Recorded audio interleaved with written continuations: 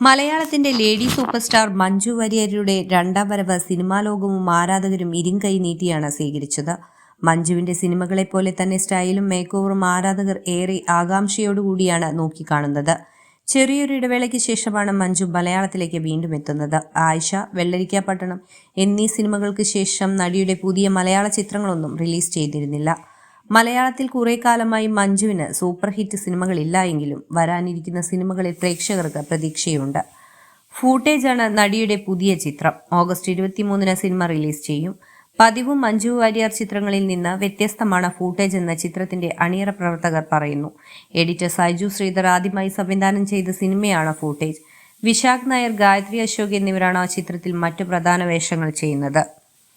മലയാള cinema ലോകം വലിയ വിവാദങ്ങളിലൂടെ കടന്നുപോയപ്പോഴും മഞ്ജു വാര്യർ ഇതിൽ നിന്നെല്ലാം മാറി നിന്നിരുന്നു.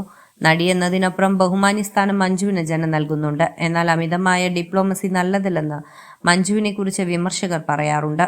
അഭിമുഖങ്ങളിൽ തമാശയായി പലരും കാണുന്ന റാപ്പിഡ് ഫയർ റൗണ്ടുകളിൽ പോലും ഒരു ഉത്തരം പറയാൻ മഞ്ജു തയ്യാറാകാറില്ല. അവിടെയും സേഫായ എന്തെങ്കിലും മറുപടി നൽകുന്നതാണ് മഞ്ജുവിന്റെ രീതി.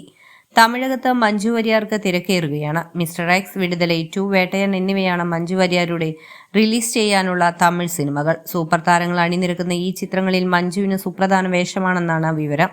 മഞ്ജു വാര്യരുടെ പുതിയ സിനിമകൾക്കായി കാത്തിരിക്കുകയാണ് ആരാധകർ.